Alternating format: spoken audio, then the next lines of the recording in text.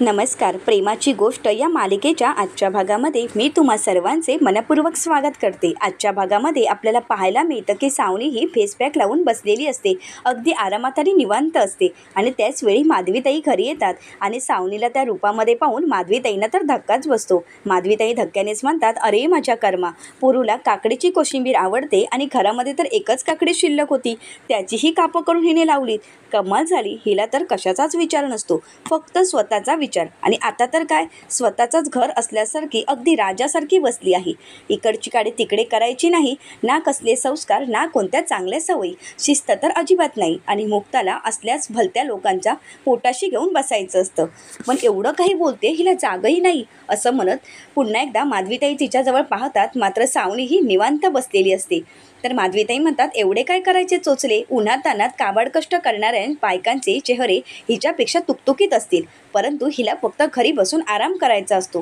तर माधवीताई मनाशीच म्हणतात, घर माझं, आराम ही करणार नाही. आता मी असं होऊ देणार नाही, असं मी तिला शांत बसूच देणार नाही. स्वामी मला माफ करा, असं म्हणत माधवीताई किचनमध्ये येतात आणि एक धुरी तयार करतात आणि त्या धुपारतीमध्ये त्या मिरच्याही टाकतात आणि ती मिरचीची धुरी सावनीला द्यायचं ठरवतात. आपल्याला त्रास होऊ नये म्हणून माधवीताई पदर तोंडाला बांधतात आणि त्यानंतर संपूर्ण हॉलमध्ये तो धूर पसरवत असतात.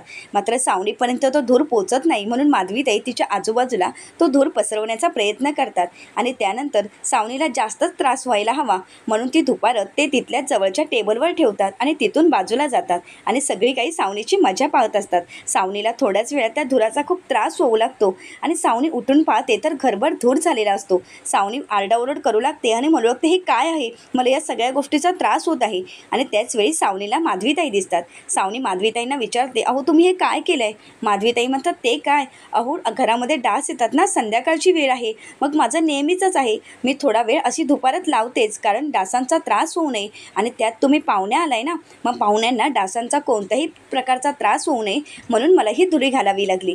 तर सावनीला म्हणू लागते, हे तुम्ही सगळं काही मुद्दाम करताय ना, तुम्ही मला त्रास देण्यासाठी हे करताय ना? माधवीताई म्हणतात, नाही नाही, अहो तुम्हाला का मी त्रास देईन? तर सावनी ही रागानेच रूममध्ये निघून जाते. तर माधवीताईंना खूप हसायला येत असतं. सावनी ही रागाने सगळा फेसपॅक काढून टाकते आणि म्हणते, हे सगळं काही विचित्रच चाललं आहे. यांनी सगळ्यांनी माझ्या ह्या फेसपॅकची वाट लावली आहे, आता सगळं काही हे मला परत करावं लागेल. तर तिथे मुक्ताही आलेली असते आणि मुक्ताही सावनीची अवस्था पाहते आणि तिथून निघून जात असते. सावनी ही मुक्ताला म्हणते, एक मिनिट थांब इथेच, काय चालले आहे? तू मला इथे घरी राहायला बोलवलंस आणि सगळं काही तू नाटक केलंस ना, हे सगळं काही तुला माहीत होतं ना? मुक्ता म्हणते, अहो काय झालं आहे सावनी, सांगा ना. तर सावनी म्हणते, काय झालं आहे हे तुला सगळं माहिती आहे, परंतु तू माझ्यासमोर नाटक करू नको. मुक्ता म्हणते, तुमच्या गालाला काहीतरी लागलं आहे. सावनी म्हणते, ते माझं मी बघून घेईन, परंतु तुम्ही असं का बघताय सांगा बघू. तुम्ही सगळं काही ठरवलं आहे ना, म्हणजे इथे घेऊन यायचं आणि मी जे काही केलं आहे त्या सगळ्याचा बदला घ्यायचा आणि मला त्रास द्यायचा. मला इथे घेऊन आलीस आणि मला म्हणालीस तुला काहीही कमी पडणार नाही. कमी तर काही पडलंच नाही, पण हे सगळं काही जास्तच झालं आहे.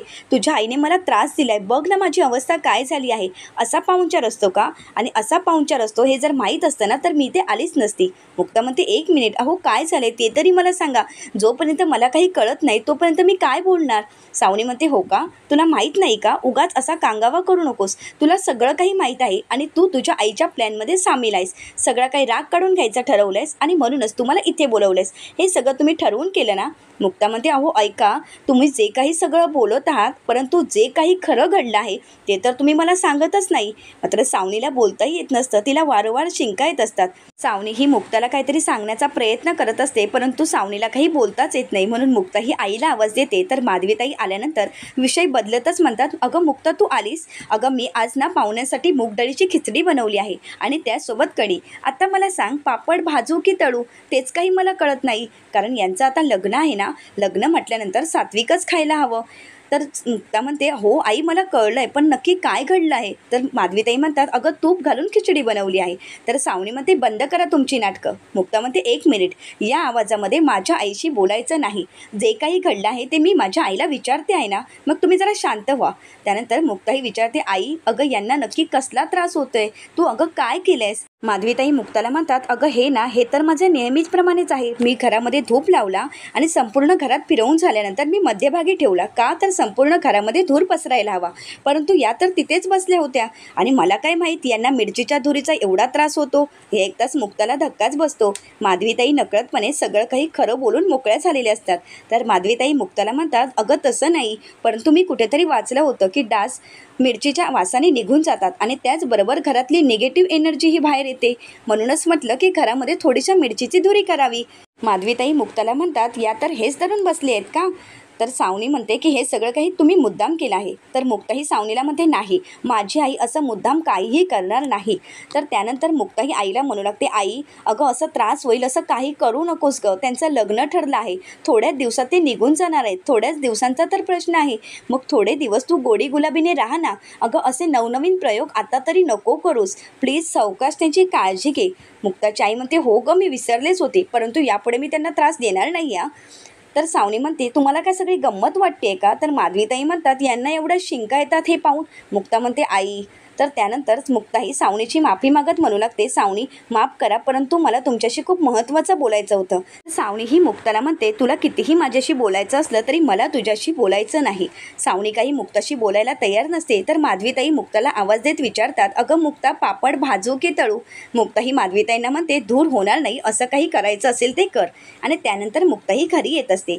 तर दुसरीकडे सागर, सई आणि आदित्य खेळत असतात आणि सागरने टाकलेला बॉल आदित्य कॅच करतो. मात्र आदित्यने टाकलेला बॉल मुक्ता कॅच करते. हे पाहून आदित्यला खूप राग आलेला असतो. आदित्य मुक्ताजवळ रागाने पाहतो.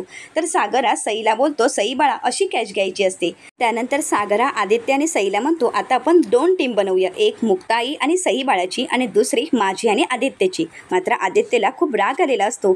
तर मुक्ता म्हणते, नाही नाही, आता मुक्ताईला अजिबात वेळ नाही, कारण मुक्ताई आता गाजराचा हलवा बनवणार आहे. आदित्य तुला आवडतो ना? मात्र आदित्य काहीच बोलत नाही. तर सागर म्हणतो, हे बरं आहे, आधी आला म्हणून घरामध्ये गाजराचा हलवा होणार आणि एवढे दिवस मी सांगते तर कधी बनवला नाही तुम्ही. मुक्ता म्हणते, स्पेशल माणसांसाठी स्पेशल असतंच. तर आदित्य मात्र मुक्ताशी बोलत नाही. मुक्ता म्हणते, आदित्य तुला खूप आवडतो ना गाजराचा हलवा? मात्र आदित्य काही न बोलता तिथून निघून जातो. हे पाहून सागरला खूप वाईट वाटतं. सागर म्हणतो, मुक्ता, तुम्ही आदित्यचं वागणं मनावर घेऊ नका, मी खरंच तुमची माफी मागतो. मुक्ता म्हणते, माफी मागायची काहीच गरज नाही, आदित्यच्या बोलण्याचं मला खरंच वाईट वाटत नाही. सागर बोलतो, सॉरी. मुक्ता म्हणते, ते राहू देत, परंतु मला तुमच्याशी महत्त्वाचं बोलायचं आहे. मुक्ता ही दरवाजा लावून घेते आणि त्यानंतर सागरला म्हणते, मी आज हर्षवर्धनच्या घरी गेले होते, कारण आदित्य पुस्तकांची बॅग घरीच विसरून आला होता आणि म्हणून म्हटलं त्याची पुस्तकांची बॅग घेऊन यावी आणि म्हणून मी हर्षवर्धनच्या घरी गेले आणि तिथे गेल्यानंतर पाहिलं तर घरी कोणीच नव्हतं. म्हणून मी इकडे तिकडे पाहत होते आणि त्याचवेळी मला हर्षवर्धन दिसले, परंतु हर्षवर्धन फोनवर बोलत होते आणि त्यांचं फोनवरचं बोलणं मी ऐकलं होतं. तर सागर म्हणतो, मग त्यात काय झालं? तर मुक्ता म्हणते, हर्षवर्धन सावनी खरी नसताना कोणाला तरी खरी बोलवत होते, कुठल्या तरी मुलीला. सागर म्हणतो, ठीक आहे ना मग. मुक्ता म्हणते, अहो तुम्हाला कळत कसं नाही आहे, त्यांचं बोलणं मी ऐकलं आहे, ते अश्लील आणि विचित्र बोलत होते आणि ते सावनीला फसवत आहेत. तर सागर म्हणतो, या सगळ्यामध्ये मला काहीच इंटरेस्ट नाही आहे, त्यांना जे काही करायचे ते करून दे, त्या दोघांचा प्रश्न आहे. आणि सावनीने काय केलं तेच केलं ना, तिने तरी दुसऱ्यांना दगाच दिला आहे ना, मग तिच्याही वाट्याला तेच आलं. ही सागरला म्हणते, तुम्ही हे काय बोलताय? अहो ती एक स्त्री आहे आणि त्या पलीकडेही जाऊन ती आदित्यची आई आहे, कळतंय ना तुम्हाला? अहो फक्त प्रश्न त्या दोघांचा नाही आहे, आदित्यच्या आयुष्याचा प्रश्न आहे, आदित्यच्या भविष्याचा विचार आपल्यालाच करायला हवा. तर सागर म्हणतो, आयुष्यभर त्या हर्षवर्धनने फक्त आदित्यचं नुकसानच केलं आहे, परंतु मी दरवेळी गप्प बसत राहिलो, पण आता मी गप्प बसणार नाही. मी त्या हर्षवर्धनशी खूप सभ्यतेने वागण्याचा प्रयत्न केला, परंतु त्याने कधी या सगळ्या गोष्टीचा विचार केलाच नाही. पण आता मी त्याला सोडणार नाही, कारण आता प्रश्न माझ्या मुलाचा आहे. आता काही झालं तरी मी तिथे जाऊन त्याला जाब विचारणारच. मुक्ता म्हणते, नाही, तुम्ही असं करू शकत नाही, कारण तुम्ही जर तिथे गेलात तर सावनी आपल्यावर विश्वास ठेवणार नाही, उलट तुम्हालाच ती बोलणार आणि मी ते खपवून घेणार नाही. त्यापेक्षा आपण दोघांनी सावनीशी बोलायला हवं. सागर आणि मुक्ता हे सगळं काही सावनीला सांगण्यासाठी जात असतात आणि सागरचा काही पायाखाली लक्ष नसतो. तर तिथे सईने स्किपबोर्ड ठेवलेला असतो आणि त्या स्किपबोर्डवरून सागरचा पाय घसरतो आणि त्यामुळे सागरचा तोल जातो आणि सागर बरोबर मुक्ताचाही. दोघंही एकमेकांवर पडतात, परंतु त्यानंतर दोघंही एकमेकांकडे प्रेमाने पाहू लागतात आणि देहभान अगदी विसरून गेलेले असतात. तर दोघांचं काही लक्ष नसतो आणि भानावरही नसतात. आणि त्याचवेळी इंद्राताई सागरला आवाज देत रूममध्ये येतात. मात्र त्या दोघांना त्या अवस्थेमध्ये पाहून इंद्राताईंना धक्काच बसतो. इंद्राताई म्हणतात, अरे देवा, बाय माझे, यांना तर प्रेम करायला टाईमच पुरत नाही. तर सागर आणि मुक्ता भानावर येतात आणि इंद्राताई म्हणतात, अरे तुमचं काय चालले आहे? तुम्ही एक कामच करा, एक महाल बांधा आणि तुम्ही तिथे प्रेम करत बसा. अरे तुम्हाला वाटतं की नाही, या घरामध्ये लहान पोरं आहेत, मोठी माणसं आहेत, जरा तरी लाज बाळगा. सागर म्हणतो, नाही आई, असं काही नाही. इथे ना सईने स्किपबोर्ड ठेवला होता आणि त्यावरून माझा पाय घसरला. इंद्राताई म्हणतात, हो, हे मात्र अगदी बाकी बरोबर बोललास. अरे आता तर तुझा पाय सरकणारच. तर सागर म्हणतो, काय बोलतेस तू आई हे? इंद्राताई म्हणतात, राहू दे, मला तर तुमच्या रूममध्ये यायचंच नाही. जे करायचं आहे ते करा, असं म्हणत इंद्राताई तिथून निघून जातात. मुक्ता मात्र लाजत असते. तर सागर म्हणतो, अगं आई, ऐकून तरी घे. मात्र इंद्राताई तिथून निघून जातात. तर स्वातीही लाजतच म्हणू लागते, चालू दे तुमचं, असं म्हणत स्वातीही तिथून जाते आणि जाताना दरवाजा लावून घेते. स्वाती तिथून निघून गेल्यानंतर सागर पुन्हा एकदा मुक्ताकडे प्रेमाने पाहू लागतो. मुक्ता म्हणते, जाऊया ना? तर सागर भानावर येतो आणि म्हणतो, हो जाऊया. तर सागर आणि मुक्ता सगळं काही सावनीला सांगण्यासाठी जातात. तर दुसरीकडे पाहायला मिळतं, हर्षवर्धनची मैत्रीण येणार आणि म्हणूनच हर्षवर्धन खाण्याची ऑर्डर देत असतो आणि त्याचवेळी तिथे सत्यम आलेला असतो. तर सत्यम आल्यानंतर हर्षवर्धनला म्हणतो, माझ्यासाठी नाही कधी मागवलंस, सावनीला तरी दिलं होतंस का चॉकलेट वगैरे?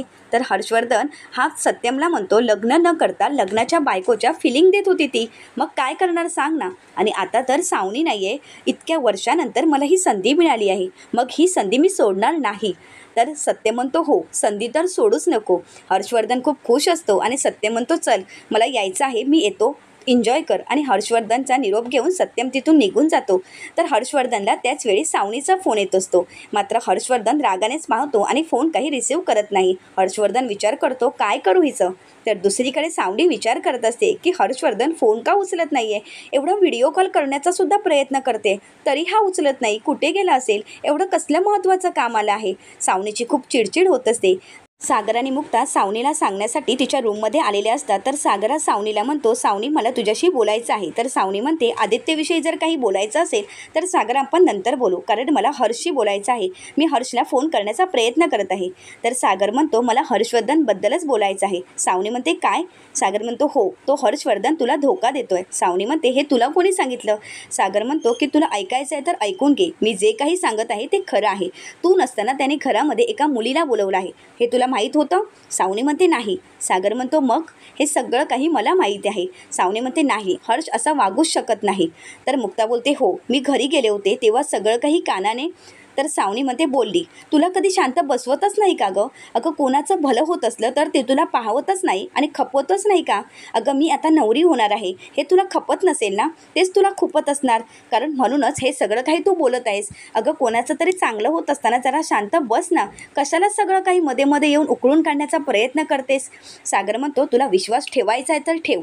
आणि मुक्ताला म्हणतो, मी तुम्हाला म्हणालो होतो ना, हिचा काही विश्वास बसणार नाही, मग हिच्या विषयात आपण पडूया नको. सावनी म्हणते, पडूही नका, कारण माझा हर्षवर्धनवर पूर्ण विश्वास आहे. सागर म्हणतो, आहे का विश्वास? मग जाऊन बघ ना. आणि एक लक्षात ठेव, तुला विश्वास ठेवायचा असेल तर ठेव, नाही ठेवलास तरी हरकत नाही, परंतु मी माझ्या मुलासाठी हे सगळं काही करत आहे, कारण माझ्या मुलाला पुढे जाऊन त्याला बाप म्हणायचं आहे. जर आणि तोच बाप असे संस्कार देणार असेल तर मला ते चालणार नाही. सावनी म्हणते, ठीक आहे, आपण आपल्या घरी जाऊ आणि पाहू ना, तिथे गेल्यावरच कळेल की हर्षवर्धन खरं बोलतोय की तुम्ही खरं बोलता. तर सावनी ही सागर आणि मुक्ताला घेऊन आपल्या घरी यायला निघते. सावनीला घरी आलेलं पाहून त्यांच्याजवळ काम करणाऱ्या संतोष दादांना धक्काच बसतो आणि ते धक्क्यानेच विचारतात, मॅडम तुम्ही इथे? सावनी म्हणते, हो, हे माझंच घर आहे ना, मी कधीही येऊ शकते, आणि तसंही तुमच्या साहेबांशिवाय मला करमत नव्हतं ना, म्हणूनच मी आले आहे. हर्ष कुठे आहे? मात्र संतोष दादा काहीच बोलत नाही. सावनी म्हणते, काय विचारते आहे, हर्ष कुठे आहे? संतोष दादा शांतच असतात. तर सावनी म्हणते, सांगतोयस की देऊ एक ठेवून? तर त्यानंतर संतोष दादा घाबरतात आणि हातानेच इशारा करून दाखवतात की हर्षवर्धन तिकडे आहेत. तर त्यानंतर सावनी ही येते आणि रूमचा दरवाजा उघडून पाहते तर हर्षवर्धन एका मुलीसोबत अश्लील चाळे करत असतो आणि हे पाहून सावनीला धक्काच बसतो. सावनी धक्क्यानेच म्हणते, हर्षवर्धन, आणि त्यानंतर ती हर्षच्या कानाखाली मारते आणि हर्षला म्हणते, हर्ष, मला मुक्तामुळे तुझं खरं रूप दिसलं आहे, पण हे सगळं बघितल्यानंतर तुला काय वाटलं मी तुला सोडून देणार? सोडून जाणार नाही, मी तुला सोडून जाणार नाही. आता बघ मी काय करते ते. हर्षवर्धन मात्र रागाने मुक्ता आणि सावनीकडे पाहू लागतो. आता सावनी हर्षवर्धनचं सत्य समोर आल्यानंतर काय पाऊल उचलेल हे पाहण्यासाठी चॅनलला नक्की सबस्क्राईब करा. व्हिडिओ आवडल्यास व्हिडिओला लाईक करा आणि व्हिडिओ पाहिल्याबद्दल तुम्हा सर्वांचेच मनपूर्वक धन्यवाद.